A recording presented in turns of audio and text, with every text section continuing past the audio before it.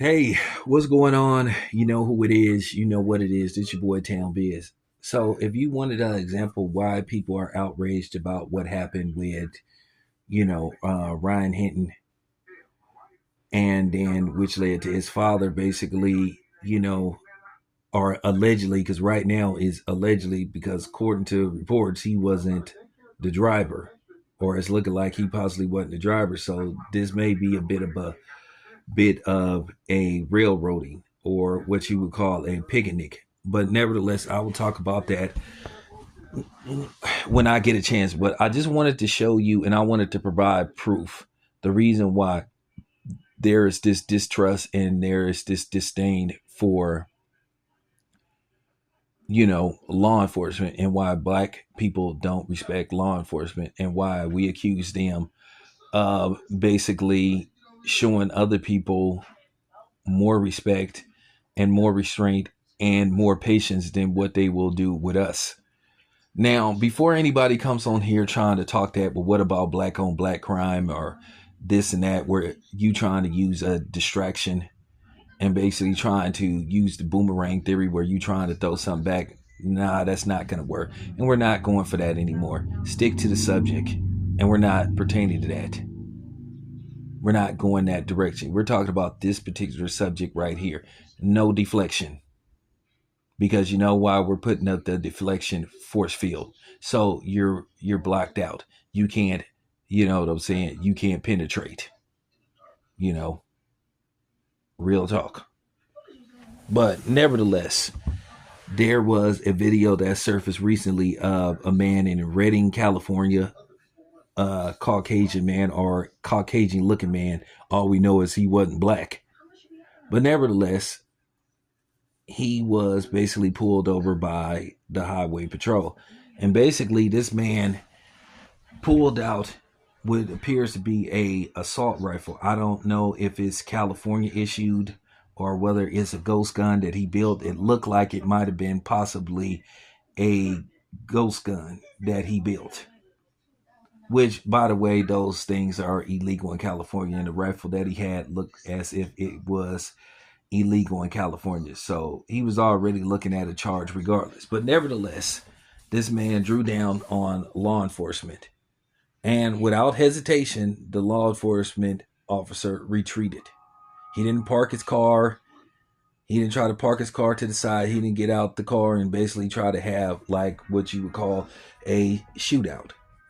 He retreated. He let the man get back in his car, and basically the man tried to drive off, but I think he drove only about 2 additional miles, and then he was apprehended.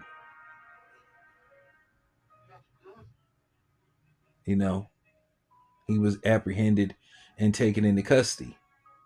But the problem was the police went out of their way to preserve his life. Well, on the flip side, you look at Ryan Hinton, who basically was gunned down by law enforcement, claiming that he had a gun and that he pointed a gun. Now, he didn't fire,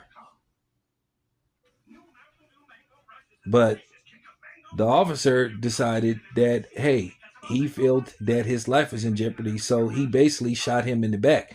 Now, keep in mind, they're saying that they haven't recovered a gun, really, or they didn't. There's no footage of him pointing a gun. So, as of right now, until we see better angles, it's just hearsay. And even so, that he pointed a gun or allegedly pointed a gun, why not give him the chance to surrender?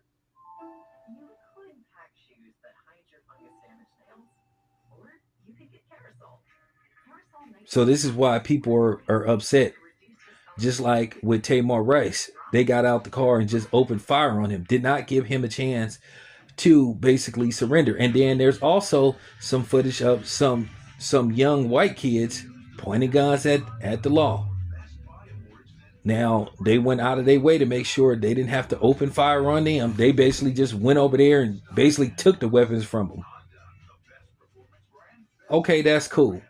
That's cool. I wouldn't want to see no young kids, getting gunned down by law enforcement. So I'm okay with that one. But the guy that pointed a AR style rifle at law enforcement,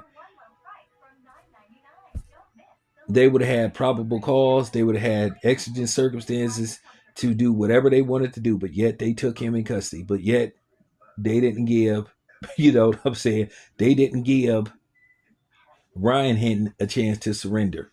And then there was misleading information, or should I say, falsehood of information that was put out by the press to basically try to justify them, you know, uh, gunning down Ryan Hinton. They were saying that he stole the car, but that's not actually factual. Basically, the car in question was up for repossession. So technically, he didn't steal the car. It was just they were looking for the car. So that was misinformation that they put out. And he was basically sleeping in the car, I guess, or trying to guard the car to keeping it from getting repossessed. Look, I didn't been through those type of things. And then they were saying that also that basically the person that was trying to repossess the car basically tried to get law enforcement involved. And law enforcement usually are supposed to stay out of those type of things. You know. So, I'm just saying. But this is why people get upset because of these type of incidents. You didn't see this happen time and time again. I done seen several videos where guys that wasn't black pointed guns at law enforcement, but yet they were taken into custody alive. But if a black man, if they even remotely think you got a gun, they will open fire on you. They're going to say they're not taking any chances. They feared for their safety and all this stuff, and they want to go home to their family and all this stuff. So you didn't think Ryan Hinton didn't want to go home to his family? Listen, he's young. Okay? He's young. He's young. So once again, this thing about a weapon is just hearsay. And once again, even if he did have a weapon, why not just let him surrender? Why not tell him to drop the weapon?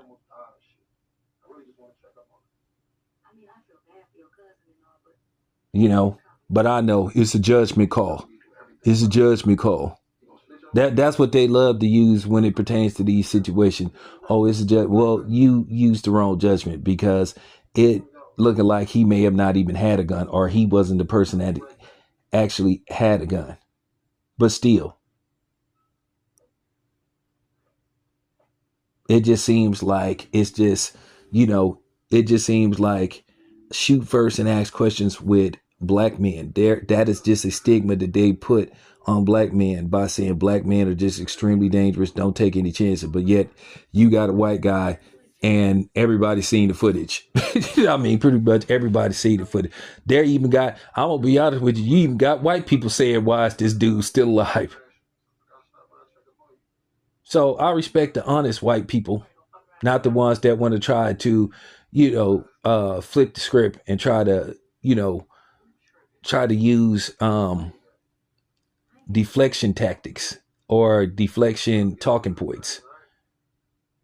So this is why black people have a long-standing history with law enforcement. You gave that dude a chance, but you didn't give Ryan Hinton a chance, which led to basically his father, allegedly acting in the way he did. So that's what I'm saying. Anyway, it's your boy Town. I'm out.